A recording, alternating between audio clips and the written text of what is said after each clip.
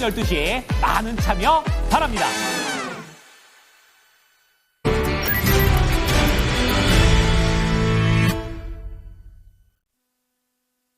이어서 3포인트입니다. 토마토 투자클럽이 아니죠. 알파경제 김정희 이사 모셨습니다. 안녕하세요. 네, 안녕하십니까. 장이 너무 좋으니까 들떴나 봐요. 오늘 아침만 하더라도 이럴 줄은 몰랐는데 굉장히 좀 강합니다. 일단 지금 현재 상황 어떻게 보시는지 간략하게 좀 들어볼게요. 네, 저도 뭐 일단 최근 7일간의 반등을 통해서 기간 조정 형태로라도, 그러니까 뭐 가격 조정은 생각한 적이 없는데 뭐 기간 조정의 형태로 좀 가면서 시장이 다음 스텝을 위한 준비를 하지 않을까라고 봤는데, 오늘 뭐 장중에도 언급을 드렸습니다만 외국인들이 견인하는 수급이 지금 대형주 중심으로 폭발하고 있고요. 그 다음에 연초부터는 코스닥 쪽에 좀 힘을 붙였는데 2월 달부터는 일단 업종 중심으로 조선방산 중심으로 종목들이 강해지더니 이제는 뒤쪽으로 오면서 만기 지나고 옵션 만기 지나고 나서 일단 지수에 어떤 추가적인 모멘텀을 주는 그런 모습이 연출되고 있어서 뭐 시장 흐름 자체는 뭐 긍정적으로 이해를 해야 된다라고 보고 있습니다. 네, 그러면 더 들어가 보겠습니다. 어떤 점에서 달라졌는지 우리가 집중해서 봐야 될 변화될 첫 번째 포인트입니다. 개장 초부터 이런 부분들을 많이 강조를 해주셨어요. 이 선물 쪽에서 수급을 봐야 된다. 지금 선물 쪽에서 현물을 끌어올리고 있는 것이다. 보시면 외국인들 선물 매수가 폭발하고 있습니다. 현재 1,300계약 이상, 금액 기준으로도 1조 훌쩍 넘었어요. 1조 2천억 원가량의 외국인 적극적인 매수가 유입되고 있는 상황입니다. 그렇다면은 이것이 무엇을 의미하는지, 그리고 외국인의 달라진 움직임, 이것을 이유도 좀 궁금해지고요. 분석을 해주시죠. 네, 일단 여러 번 말씀을 드렸을 때 뭐 시장에서 우리가 가장 주목해 봐야 되는 포인트가 아침에도 강조를 드렸습니다만 일단 지금 외국인들은 현물을 아침에는 사지 않았어요. 오히려 약간 팔고 있는 쪽이었죠. 맞아요, 현물은. 근데 선물 쪽에서 매수가 들어오기 시작하면서 현물 쪽도 매수가 달궈지기 시작했단 말이죠. 그렇죠. 지금도 마찬가지죠. 선물 쪽에서 먼저 1조 이상을 확 질러놓고, 근데 이게 전부 신규 포지션이라는 거죠. 그러니까 특징이 뭐냐면 이 시장이 하락할 때 미결작자가 한번 급증했잖아요. 그러니까 아랫 방향으로 누군가 강하게 베팅을 한 거고, 여기서 만약에 바로 이 갭을 메우면서 위쪽으로 돌리지 못했으면 아마 이때 무너질 수도 있었겠죠. 근데 뭐 미국 증시의 도움이라든지 여러 가지 요인으로 인해서 일단 꽤 오랜 기간에 거의 뭐 2주 걸친 장기 거래를 통해서 이때 그 하락분을 모두 소화하고 나서 미결작정이 늘지 않았어요. 그래서 방향성이 있는 건 아니고 그냥 종목 장세에 어느 정도 제한된 박스권이라고 말씀을 드렸는데, 지난주부터 이 박스권에 대한 돌파를 시도하면서 조금씩 힘이 강해지기 시작하더니 오늘은 위로 이제 미결작정까지 폭발하는 모습을 보여주고 있다는 거죠. 미결작정의 증가가 물론 지금 30분 후에 종가가 끝나게 되면 당연히 많이 줄어들긴 하겠지만, 어저께 같은 경우도 조금 증가하다가 거의 제자리로 다 되돌렸단 말이에요. 그러니까 최근에 이렇게 한번 급락해서 다시 내려놓은 다음에 최근의 움직임은 뭐냐면 다음 포지션을 구축하기 위한 포지션 전환이었다라고 볼 수가 있는 거죠. 그 포지션 전환을 한 이후에 오늘 위쪽으로 발산을 강하게 하고 있는 상황이라고 본다면 이건 뭐 기관 매수를 통해서든 외국인들의 현물 매수를 통해서든 윗방향에 조금 더 베팅하고자 하는 의지가 드러나고 있다라고 볼 수가 있는 것이고, 그러면 그동안은 종목 장세의 성격이었는데 이게 약간 지수에 베팅하는 성격으로 바뀌는 것은 아닌지.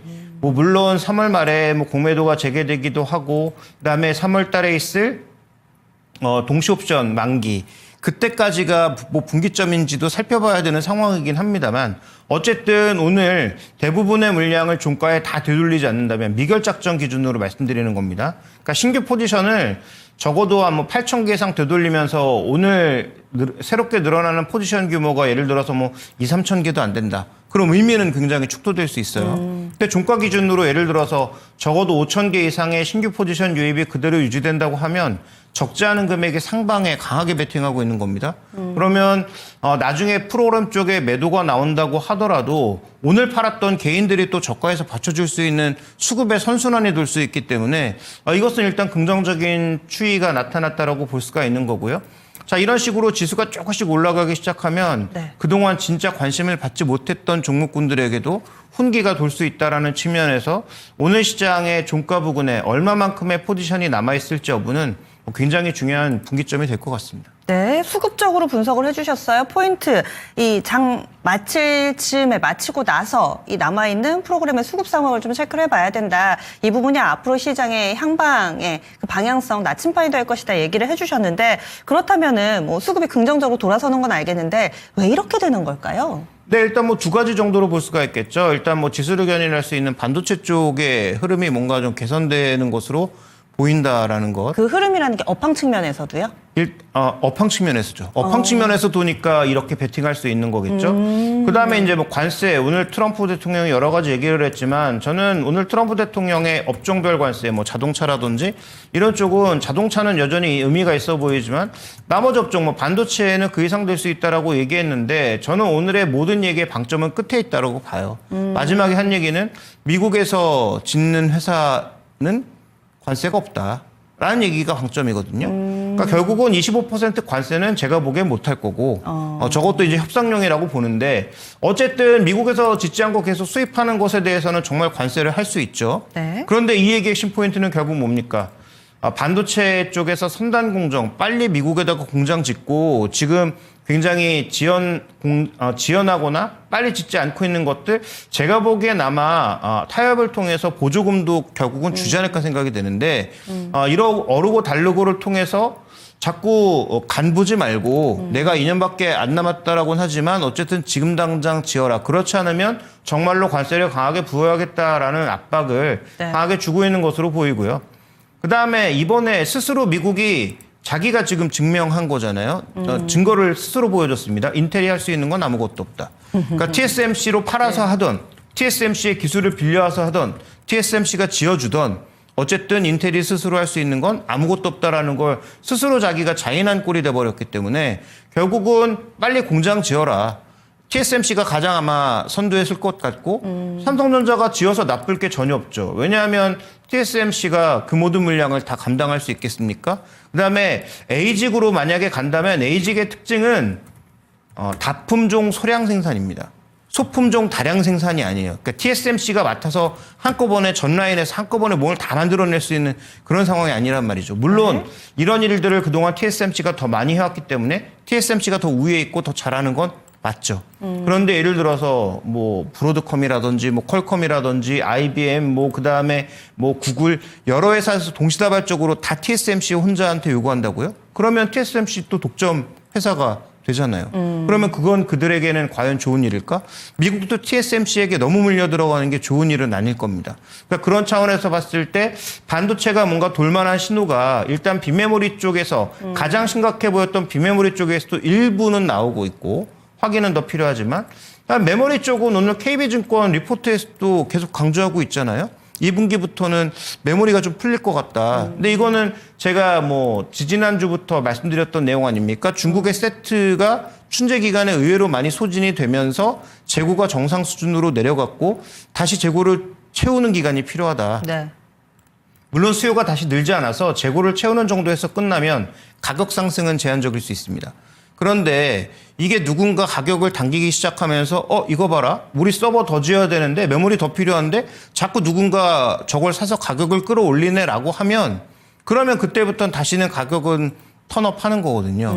그래서 반도체라고 하는 게 자꾸 상품 가격으로 우리가 취급하는 이유는 누군가 물건 가격을 당기기 시작하면 수요가 실제로 없음에도 불구하고 가격이 계속 올라가 버리는 효과가 나오고 네. 그러니까 실제로 회사의 실적이 좋아지기도 전에 주가가 먼저 선반영되는 효과가 계속 발생하는 거죠. 그러니까 반도체는 뭐 여러 번 관측해 보셨겠지만 실적을 따라가면 늦거나 타이밍이 안 맞죠. 네. 그래서 이런 턴 시그널이 나왔을 때 조금 선투자하는 것이 맞는데 현재 지금 소부장 쪽에서 먼저 시그널이 나오고 있고 삼성전자나 최근에 마이크론이나 이런 쪽도 시그널을 던져주고 있잖아요. 네. 그다음에 독과점하고 있는 업체들의 전체적인 강도도 제가 보기엔 그렇게 계속 강해주기는 어려운 측면이 있으니까 그래서 네. 어제 아마 말씀을 드렸던 것 같은데 엔비디아 같은 독점 업체는 올해 계속 도전과 응전을 통해서 여러 가지 시험을 거쳐야 되는 상황이고 그동안 기회가 없다고 생각했던 업체들에게 기회가 돌아갈 수 있는 그런 상황이다 보니까 이런 요인들이 현재 종목군들의 상승을 좀 부추기고 있는 것 아닌가 이렇게 봐야 될 것 같습니다. 예, 알겠습니다. 전체적인 업황도 그렇고 여건이 좀 좋아지고 있는 부분 수급 상황을 통해서 확인되고 있습니다. 좀 전에 여인수 전문가도 이 집 나갔던 개인이 돌아온다. 미국 주식 투자하러 갔던 개인 투자자들이 돌아온다. 이런 얘기 해주셨는데 거기에다가 오늘 또 외국인 수급 자세하게 분석을 해주셨는데요. 이런 수급의 긍정적인 흐름에 더욱더 기운이 납니다. 다음 두 번째 포인트 넘어가겠습니다. 두 번째로는요. 그렇다면 어떤 섹터를 좀 봐야 되나. 오늘 주인공 워낙에 오늘은 잘해주고 있는 종목군들이 많아가지고요. 특히나 많은 분들이 반가워하신 종목군이 2차 전지가 아닐까 싶습니다. 2차 전지 반전의 시그널인가? 오늘의 강세 흐름이 이어질 것인가? 왜 강한 것인가? 상당히 궁금합니다. 어떻게 분석하세요? 네, 뭐 여러 가지 뉴스는 계속 나오고 있었습니다, 이미. 일단 뭐 뉴스를 몇 가지만 추려보자면 일단 놀고 있던까지는 좀 표현이 과하고 GM과 고리가 끊어진 것으로 보였던 LG엔솔의 GM 공장을 도요다가 지금 냄새를 맡기 시작했다라는 게 오늘 뉴스로 나왔고요. 그 다음에 또 한 가지 뉴스가 나온 게 LG엔솔이 하반기부터 ESS용 LFP를 하겠다라는 얘기가 나오고 있고요. 그 얼티엄 세일즈 그거 얘기하시는 거세요? 얼티엄 셀즈는 브랜드만 남았다고 봐야죠. 이제 실제 협력 관계는 네네. 많이 줄어들었다. 뭐 물론 계속 같이 합니다. 같이 합니다만 예전에도 한번 말씀드렸는데 얼티엄 셀즈의 정의가 뭐였냐면 NCM이었어요. NCM을 GM에 다는 게 얼티엄 셀즈였습니다. 근데 그 개념을 GM의 새 CEO가 오면서 완전히 뒤집어 엎어버렸죠.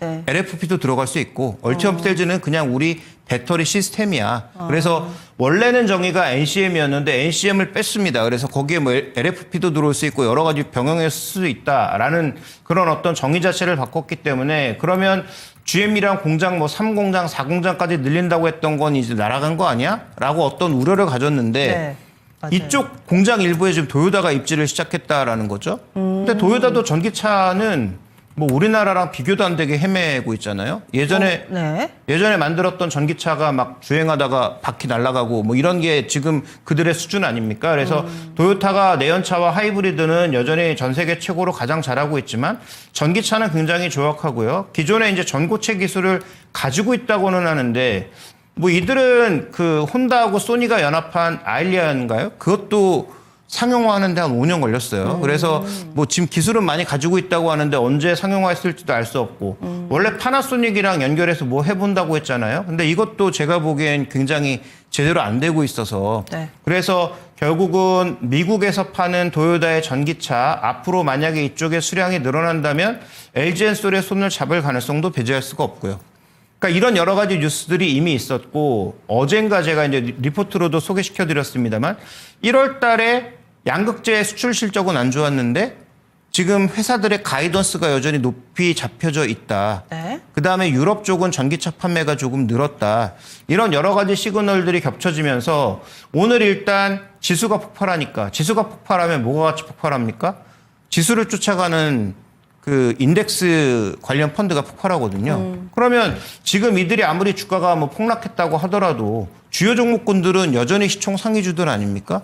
그러면 기본적으로 프로그램 매수가 유입되는 구간에서 이런 종목군들의 자율 반등은 업황과 상관없이 지수가 올라가는 만큼은 나올 수밖에 없다라는 거죠. 그러면 여러 가지 뉴스가 복합되어 있는 상태에서 이런 수급적인 요인까지 더해지면서 현재 종목군들이 좀 오르고 있는 상황인데요. 네. 다만 뭐 이렇게 반등의 폭은 앞으로도 늘어날 수 있지만 업황 자체가 아주 탄력적으로 돌아서는 건 아니라서 항상 말씀드리고 싶은 건 앞으로 2023년 같은 장세는 없다. 그런 장세는 다시 올 가능성이 제가 보기엔 10% 이하다라고 보고 있습니다. 그래서 제한적인 반등 정도가 올 거라고 보는 게 제가 보기엔 현실적이고 그다음에 이것도 전기차의 판매량이라든지 전기차 가격의 움직임에 따라서 언제든지 변할 수 있다. 이렇게 좀 봐야 될 것 같습니다. 따라서 2차 전지 지금 뭐 급등한다고 너무 흥분하지 마시고요. 냉정하게 볼 부분은 보시고 그리고 확실히 달라지고 있다는 것에 대해서 너무 평가절하하실 필요도 없고요. 2차 전지 알아봤습니다. 다음 마지막 넘어가겠습니다. 그렇다면은 지수는 위쪽으로 방향을 잡았는데 아직까지 딱 이것이 주도주다라고 얘기할 수가 없죠. 신고가 영역에 있는 조선 오늘도 잘 달리고 있습니다. 어제 급등했던 방산도 약간은 좀 조정 양상이지만 쉬어가고요. 이렇듯 신고가 종목군들이 꺾이지 않는 상황 속에서 또 낙폭과대 종목군들이 바닥에서 올라오고 있습니다. 바야흐로 춘추전국 시대가 펼쳐지는 것인가 주도주가 바뀔까 어떤 의견이신가요? 그러니까 일단 주도주가 여기서 바뀐다라고 하는 것은 아까 이제 첫 번째 말씀드렸던 지수장이냐 종목장이냐를 결정할 수 있는 굉장히 중요한 변수라는 거죠. 만약에 삼성전자, 하이닉스가 주도적으로 지수를 끌고 관련된 소부장이 가는 장세면 뭐 나름 해피합니다.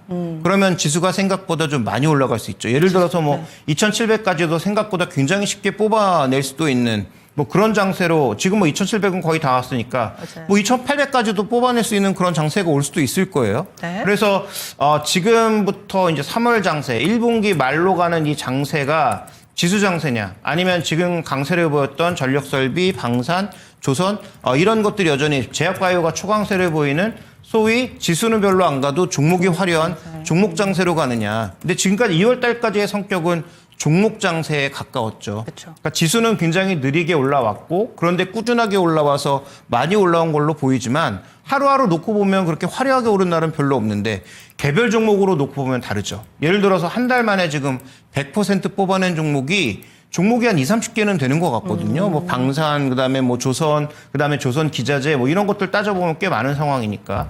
그래서 이제 하나 에어로스페이스하고 삼성전자만 비교해봐도 삼성전자도 은근 올라온 것 같은데 네. 뭐 비교가 안 되게 지금 갭이 벌어져 있지 않습니까? 그러니까 저런 갭 차이를 본다면 결국은 지금부터 3월까지 전개될 공매도가 재개되기 전까지 전개될 장세가 지수 장세냐 종목 장세냐에 따라서 어떤 걸 선택할지 굉장히 조금 어려운 상황이기는 한데 결론은 간단합니다. 이미 잘 오르는 뭐 방산, 전력설비, 조선 같은 거 갖고 계시는 분들은 추세적인 이탈을 하지 않는 이상 여기서 먼저 내려올 이유가 전혀 없고요.